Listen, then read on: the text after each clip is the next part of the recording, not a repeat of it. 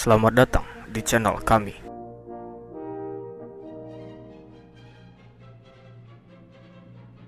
Jika kita telusuri perang kemerdekaan di Indonesia tahun 1945 hingga 1949, ternyata tidak hanya melibatkan para pejuang Bumi Putra semata. Sejarah mencatat beberapa nama orang asing yang aktif berjuang sebagai kombatan demi kemerdekaan Indonesia. Awalnya, mereka sebagian besar tergabung dalam pasukan musuh. Namun, karena bisikan hati nurani, mereka menjadi ragu terhadap apa yang mereka sedang lakukan. Ketika rasa berdosa itu semakin kuat, pada akhirnya mereka justru menjadi pembelot dan bergabung dengan gerakan pembebasan tanah air di Indonesia. Siapa sajakah mereka? Mari kita simak bersama 7 serdadu asing yang menjadi gerilyawan Republik Indonesia. Number 7.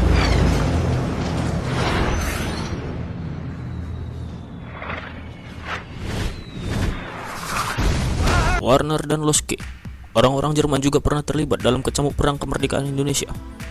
Menurut sejarawan Jerman Herwig Zahorka, mereka yang pada awalnya memang ditugaskan di Indonesia pada era militer Jepang berkuasa tahun 1942 hingga 1945, pada saat Perang Dunia II berakhir, diwajibkan untuk menyerahkan diri kepada pihak sekutu.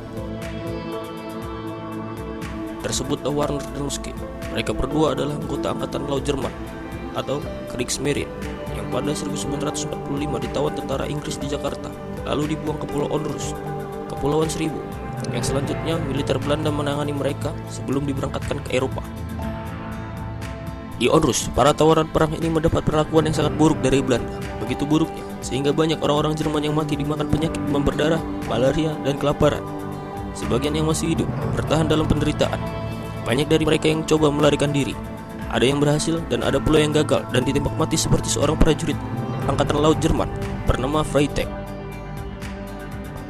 Warner dan Losque yang merupakan ex-awak kapal selam U-219 berhasil lolos dari Onrus. Begitu sampai di daratnya Jakarta, mereka bergabung dengan para gerilyawan Indonesia. Dan menurut Ken Conboy dalam Intel, Warner dan Losque kemudian oleh Kolonel Zulkifli Lubis ditempatkan di Ambarawa selaku instruktur militer untuk pelatihan intelijen Republik Indonesia. Number 6. J.C. Princeton. Semula, dia adalah seorang kopral wajib militer dari Divisi 7 Desember yang sejak semula sudah merasa tak sreg dengan pengiriman tentara Belanda ke Indonesia. Rasanya ironis saja, kita yang baru saja bebas dari Jerman lalu menjadi penjajah bagi bangsa lain yang ingin merdeka, ungkapnya. Namun karena terancam hukuman mati, Princeton tetap dipaksa untuk ikut dalam rombongan tentara yang berangkat ke Tanah Jawa. Singkat cerita, awal 1947, dia tiba di Pelabuhan Tanjung Priok dan kemudian ditempatkan di Purwakarta, Jakarta, dan Bogor. Saat di Jakarta dan Bogor, inilah dia melihat perilaku para serdadu yang membuatnya semakin muak dengan penindasan yang dilakukan bangsanya.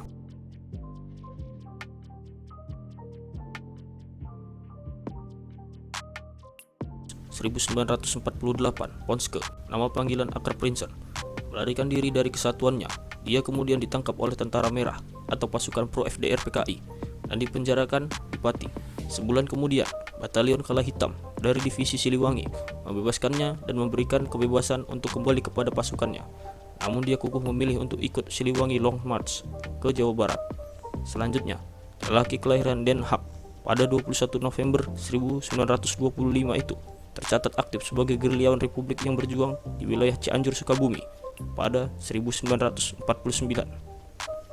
Seperti dituliskan dalam autobiografinya, Kemerdekaan Memilih. Militer Belanda terus memburunya dan coba menghilangkan nyawanya, namun selalu gagal, termasuk suatu operasi khusus yang dilakukan oleh KST, Korps Pasukan Khusus Angkatan Darat Belanda, pada 10 Agustus 1949 di Cilutung, Girang, Cianjur. Number 5.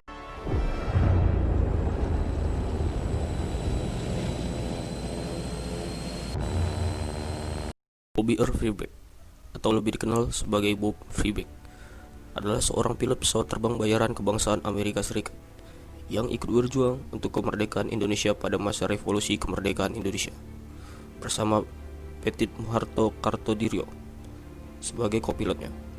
Mereka dengan gagah berani terbang menembus blokade udara barat Belanda. Mereka telah melakukan banyak misi penerbangan dalam rangka membela kemerdekaan yang telah diproklamirkan namun kemudian terancam dengan kedatangan Belanda untuk kembali melakukan pendudukan. Bob adalah mantan penerbang tempur Angkatan Laut Amerika Serikat pada Perang Dunia Kedua. Setelah perang berakhir, pria asal Kansas ini menjadi pilot Carter Kelly, Commercial Airlines Incorporated Filipina. Dia bertemu Ofisir Udara 3 Petit Muharto Kartojirio di Singapura dan segera menyatakan kesediaannya untuk melakukan penerbangan untuk membantu Indonesia. Bob kemudian menabung dan membeli sebuah pesawat angkut DC-3 Dakota. Dia memberi nama pesawat itu RI-002. Bob berpendapat nama RI-001 selayaknya diberikan untuk nama kehormatan pesawat pertama yang dimiliki Indonesia. Ketika Bob disewa, Indonesia tak punya satupun pesawat angkut. Bob membantu penyelundupan emas, candu, perak, kina, dan karet dari Indonesia ke luar negeri. Lalu dia membawa senjata, pakaian, dan obat-obatan dari luar negeri ke Indonesia.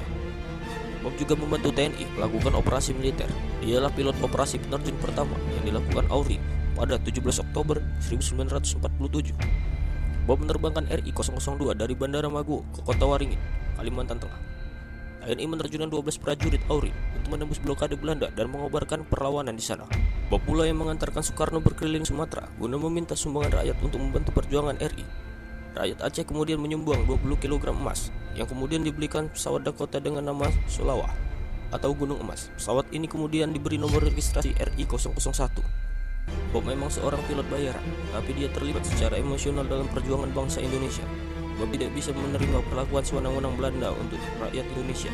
Dalam surat-surat dikirim ke keluarganya di Amerika Serikat, Bob selalu menggambarkan penghormatannya untuk rakyat Indonesia. Sayangnya, nasib Bob berakhir tragis. Tanggal 29 September 1948, pesawat Dakota milik Bob jatuh di hutan belantara saat perjalanan ke Palembang membawa uang untuk membantu gerilya di Sumatera. Diduga, pesawat itu ditembak jatuh pesawat pemburu Belanda. Namun ditemukan keanehan setelah 30 tahun berlalu kejadian tersebut. Seorang petani menemukan bangkai pesawat RI-002 tepatnya pada tanggal 14 April 1978 di Bukit Punggur, Lampung Utara. Semua kerangka jenazah penumpang dan awak pesawat berhasil ditemukan, kecuali kerangka jenazah Bob. Number 4.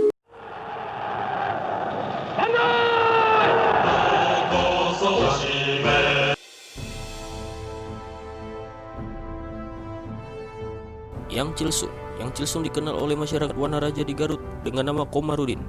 Sebagai pemuda Korea yang ikut tentara Jepang ke Indonesia, Chilsung bersama pasukannya pada Maret 1946 terlibat dalam pertempuran dengan pasukan pergerakan Pakpak atau PPP. Mereka kemudian tertawan dan menyatakan bergabung dengan kekuatan Laskar asal Garut tersebut. Menurut Utsumi Aiko dalam Shikidokan no Chosenjin Hanara atau pemberontak orang Korea di bawah garis Khatulistiwa, selama bergabung dengan PPP, Chilsung menjadi inisiator berbagai penyerangan terhadap basis-basis militer Belanda di Garut selama 1946 hingga 1948. Salah satu aksinya yang paling kenal adalah ketika dia berhasil menghancurkan jembatan Cinono sehingga militer Belanda gagal menguasai Wanaraja. Oktober 1948 bersama 6 anggota PPP lainnya, Chilsung berhasil diciduk militer Belanda di perbatasan Garut Tasikmalaya. 7 bulan kemudian, bersama koleganya dari Jepang yang tergabung dalam PPP, Katsuo Hasegawa dan Masaru Akio, Chilsung ditembak mati di Kharkov, Garut. Makamnya sekarang ada di Taman Makam Pahlawan Tenjolaya, Garut.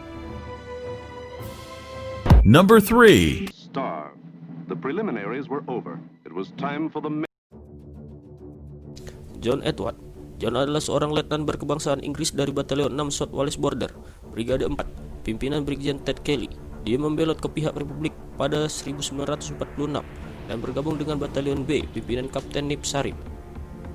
Dia lantas dibawa ke Aceh dan menjadi penyiar bahasa Inggris Radio Rimba Raya. Kadang-kadang, dia menjadi ajudan komandan Divisi 10 Kolonel Hussein Yusuf. Beberapa waktu kemudian, pangkatnya dinaikkan menjadi kapten. Di kalangan gerilyawan Indonesia kawasan Sumatera, John Edward lebih dikenal sebagai Kapten Abdullah Inggris.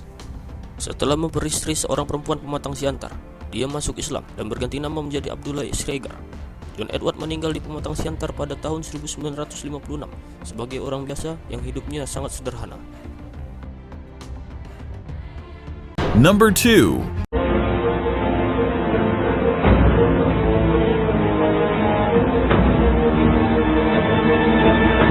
Abdullah Sattar. Tak jelas benar bagaimana awalnya lelaki asal India itu bergabung dengan kekuatan pasukan Republik Indonesia di Medan. Namun, menurut jurnalis sejarah Muhammad TWH, Sattar membelot dari BIA, British Indian Army, dengan membawa puluhan anak buahnya dan persenjataan lengkap oleh petinggi tentara Republik di Medan. Pasukan pembelot ini kemudian dibuat kompis tersendiri dalam Batalion 1. Dalam perkembangan selanjutnya, mereka banyak dilibatkan dalam berbagai operasi tempur di wilayah Medan dan sekitarnya. Bahkan sebagai tenaga bantuan latih sekaligus petempur, Sattar pernah mengirimkan 17 anggotanya ke Palagan, Aceh. Di antaranya adalah prajurit yang bernama John Edward, lebih dikenal sebagai Abdullah Inggris, dan Chandra, yang karena keahlian dalam beretorika lalu didapuk menjadi penyiar radio perjuangan rimba raya masing-masing untuk program bahasa Inggris dan bahasa Urdu atau India. Saat Muhammad Atta melakukan muhibah ke Sumatera pada awal 1948, pasukan Sattar didapuk untuk mengawal wakil presiden pertama RI itu. Saat berkunjung ke Pematang Siantar, beberapa saat usai meninggalkan kota tersebut, militer Belanda kemudian datang menyerang. Terjadilah pertempuran hebat hingga para prajurit dari selatan Asia itu kehabisan amunisi. Kendati sudah terkepung, mereka tidak lantas menyerah, malah justru mencabut bayonet dan memutuskan untuk berduel 1 lawan 1 melawan prajurit-prajurit Belanda. Pada akhirnya sebagian besar dari mereka tewas di berondong senjata militer Belanda. Jasad mereka lantas dimakamkan di Pematang Siantar. Namun beberapa waktu lalu, kerangka-kerangka itu dipindahkan ke makam pahlawan Medan. Mayor Sattar sendiri selamat dari insiden tersebut. Setelah penyerahan kedaulatan pada 27 Desember 1949, Sattar memutuskan untuk berhenti menjadi tentara dan berwira swasta. Namun usahanya bangkrut hingga menjadikan sebagai gelandangan di kota Medan. Terakhir Sattar menjadi seorang petinju profesional. Orang-orang Medan tahun 1950-an mengenalnya dalam nama populer yaitu Young Star. Number 1. Shigeru Ono. Nampaknya Shigeru Ono adalah pejuang Indonesia asal Jepang terakhir yang masih ada sampai beberapa tahun lalu. Tepat 25 Agustus 2014, Shigeru meninggal akibat penyakit tifus dan pembengkakan pembuluh darah. Semasa menjadi pejuang, selain ikut bergerilya di kaki Gunung Semeru, Jawa Timur, Shigeru juga tercatat ikut terlibat dalam pembuatan buku petunjuk khusus taktik perang gerilya bersama Bapak Intel Indonesia, almarhum Kolonel Zulkifli Lubis. Banyak alasan yang membuat Shigeru enggan bertekuk lutut kepada pihak sekutu. Selain kata menyerah tak ada dalam kamusnya. Rata-rata mereka melihat jasa orang-orang Indonesia kepada mereka kala memerangi pihak sekutu. Indonesia sudah banyak membantu Jepang. Kami ingin memberikan yang tidak bisa dilakukan oleh negara kami, ujar Shigeru Ono dalam Mereka yang Terlupakan. Memoir Rahmat Shigeru Ono, bekas tentara Jepang yang memihak Republik, karya Eiichi Hayashi. Demi membela tanah air barunya itu, Shigeru harus kehilangan tangan kanannya akibat ledakan mortir. Dan selama berjuang di wilayah Jawa Timur, dia menjadi buronan militer Belanda karena dinilai banyak merugikan mereka dengan segala aksi penyerangan pasukan yang dipimpinnya. Demikianlah kisah 7 pejuang asing yang berjuang untuk kemerdekaan Indonesia. Semoga bermanfaat untuk kita semua. Terima kasih.